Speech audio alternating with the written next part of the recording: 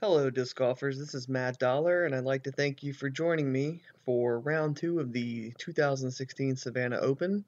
If you watched round one, I had a pretty rough round where we played the black tees, ended up shooting just 2 under par, and it has me sitting on the third card as we start this round.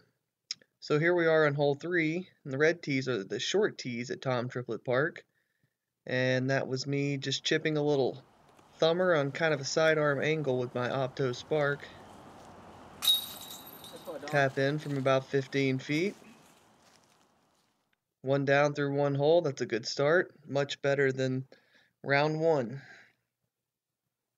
Here we are on hole four. Hole four is the only par four in this layout. It's not a terribly long par four, but with danger on the left and right side of the fairways, you just have to keep it controlled, stay in the middle, and try to get up there and give yourself a chance at a birdie putt on the elevated basket. Looks like I'm about 250 feet out here. I'm going to throw another thumber with the Opto Spark. Comes down just to the right of the basket, but stays pretty tight to the railroad ties to give me a short birdie putt. So I'm 2 under par after 2 holes, and we'll move on to hole 5. Threw the Spark backhand on this one. I was really planning on swinging it out a little further over the road, so it hyzered a lot quicker to the left than I planned, but it must have hit the base of that big tree because, as you can see, it was just right there for a short putt. So I'm 3 under after 3 holes. Now we move to hole 6, where I'm going to throw the Gold Line Stiletto. Hole 6 is about 330 feet. Really trying to just spike it in and keep it up top on the putting green without going down the hill into the mud. Unfortunately, this one skipped a little too far and then caught a little roll. Gives me about a 35-foot uphill putt. Really took my time with this one. It's dried out a little bit, but it's still a lot of muddy ground down there at the bottom of that hill. So really focusing in, trying to make this birdie.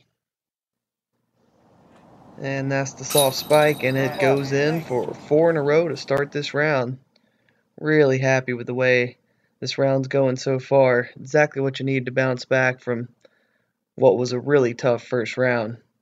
Here we're back on hole 6B. Last round I threw the judge. This round I'm electing to throw the verdict, which I do pull it just a little right there and miss my initial line, but it seems to sneak through a little bit. I'm got my hands up wondering what's going on. Did hit a tree when entering the green, but gave me about a 25-foot Anheuser putt around a tree, which is exactly how I like my putts, with a little bit of Anheuser. So that one flowed in there very naturally. And now I am 5 under par after the first 5 holes. So now we're on hole 7, and this is one of the shortest holes in the layout. Basically just want to throw a little sidearm, about 160, 170 feet. Hit that gap right there, and you're right there on the green. I believe our group got the star frame on this one, which means everyone got the birdie. If you don't cart the birdie on this one, you're definitely feeling left out. So I'm 6 under par through 6 holes. Now we head on to hole 8, which is one of the tougher holes from the red tees. A lot of players like to elect a forehand roller off this tee. I decided to go with a backhand justice, pulled it just a bit, but snuck through a little ways to at least give me a safe par. If you don't hit that initial gap, which is really tight, before taking the hard left turn, it's really easy to get a bogey on this one. So a jump putt, kind of just sending it up there, hoping to give it a chance, but also just trying to make sure I get my par.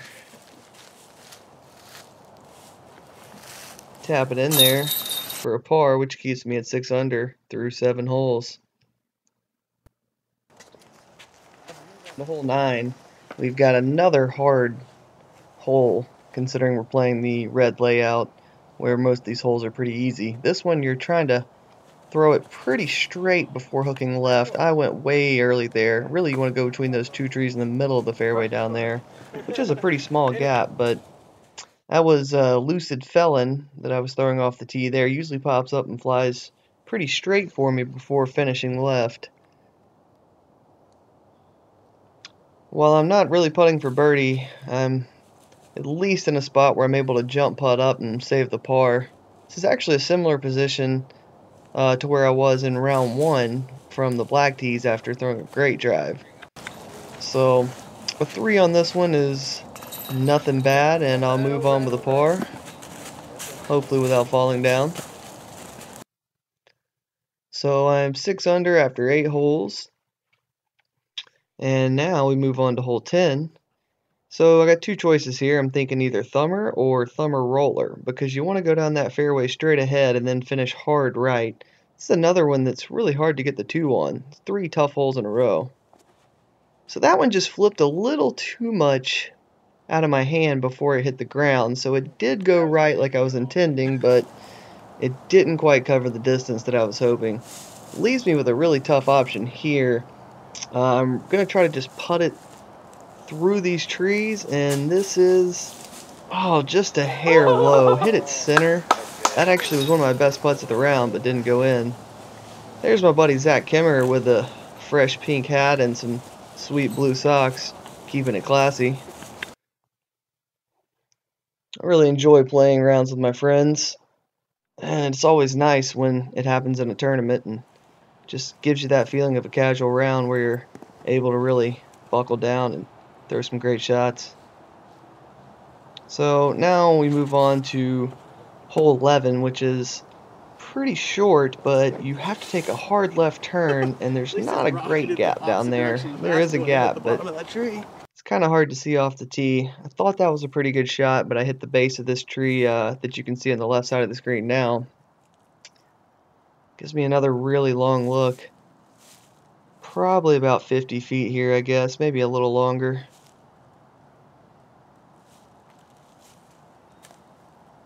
Gave it a pretty good bid. Looks like it might have tickled the right side chains there just a touch. Had nice height, nice speed, just didn't quite hook in time. So there's another par. Now I'm 6 under after 10 holes with 4 pars in a row. So on hole 12 here, the red tee is a really fun hole. You have a decently tight gap, and then you have to turn it to the right and make it just kind of hold. I believe this one's about 280, and that was a retro mace that I threw there that was beaten in for me by my good friend John Matlack for a couple of years before I started throwing latitude. Here, hit it pretty good, but just a little left side, and you really can't expect all those to catch. So another par, and moving on to a pretty tough par 3 coming up here. So this is hole 13, and basically the short tee, or the red tee, is exactly where you'd want to land if you threw a perfect drive from the black tee. Oh man, I turned that one over just a little bit throwing the Opto Spark, just leaned on it, put a little too much Anheuser, caught a tree, kicked hard right. Turned out not too bad of a spot though. I was able to throw a little hyzer with the Justice over the OB path. You can see a little splash there when it landed. Still a few mud puddles out there. Didn't give me the skip, but put me about 25 feet. And knock it in there. That one's also a little left side like the last hole, but this one decided to catch, whereas the last one didn't. That's another par. So hole 14 here, I'm going with that same mace from 2 holes back and throwing it about on the same line. Love the way that disc flies, just beat in to perfection. Landed up there pretty close, tapped in a little birdie. Good to get back on the birdie train after all those pars.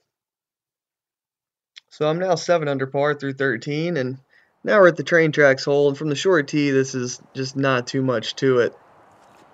I'm just jump putting there, as you can see. Not very often you get to jump putt off the tee pad, but when you can, you might as well do it. So that hole is probably only 130 feet total. But I'll take the birdie because I need it, and that puts me at 8 under through 14 holes. Hole 16, it's pretty tough to get far enough left on this one, so you're trying to hit that gap straight ahead off the tee there, and then you want to not really fade, but glide to the left. So you need a disc with good glide. I don't like to go something too overstable when I'm trying to get really far left. I like something a little less stable. That was an escape, so I could just throw it up and kind of let it glide back left. But I did throw it a little too hard, so ended up a little too far and found this really old pile of logs that soaking wet from all the rain, just falling apart. Probably got some bugs on my feet and in my socks after that one. Not real happy about that. Tough stance, had to hyzer around that tree and just airballed it. Try to tap this in for par without falling down. So par there keeps me at 8 under through 15. And we'll move on to hole 17. Hole 17 is about 260 feet, I believe, maybe 250. Just straight ahead tunnel shot. Throwing the classic Judge, which is my favorite driving putter right now. Just put on a little bit of hyzer there, and it just held the line perfectly. It's hard to see, but it just went just to the right of the basket and about 15-20 feet past. Sets me up for another easy look at birdie. And the birdie goes in. Now I'm looking at 3 holes in a row coming up here that I can throw the thumber off the tee on all of them. So that's pretty exciting. Hole 18 actually aced in this tournament a couple of years ago with the same line. But today, looks like I'll just have to settle for a birdie putt. Looking about 15-20 feet. Tap it in there for 2 in a row. Now we're going to go to hole 18B, which is the extra hole. Played the same tee pad all 3 rounds on this alternate hole here. A little thumber with the spike, lands a little bit to the right of the basket, then rolls down left into that casual water. Not too far from the basket, but some nasty footing. Tap it in for 3 in a row. And now we have 2 holes left. This one's hole 1. And it's another thumber hole. Tight gap with the basket finishing on the right side of the fairway. I go with the Opto Spark yet again. Skips up, kind of catches that tree a little bit and rolls back out, but that's all good because it gives me a birdie putt. I really like when I get rolling with a bunch of birdie putts in a row because once I start making a few, it seems like they all just start going in. So that's 4 holes in a row, 4 birdies in a row, and we move to the last hole, hole 2, where I will not be throwing a thumber. This is one of the toughest holes from the red tees here. You gotta smash something through that gap. I'm throwing a Opto Stiletto, and then have it finish hard left, take a big skip. See it skip several times through those trees there. And our camera lady Carla will give us a nice little look at the lake before we pan on over there and watch my birdie putt.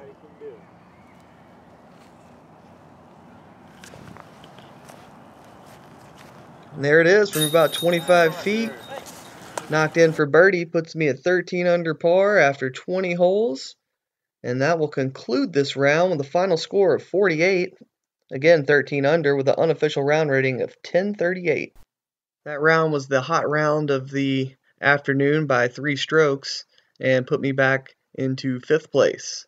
Thanks to Carla for filming, and thanks to Latitude 64 for their support and all their wonderful discs. And thank you everyone for watching. We'll be back again with some more disc golf.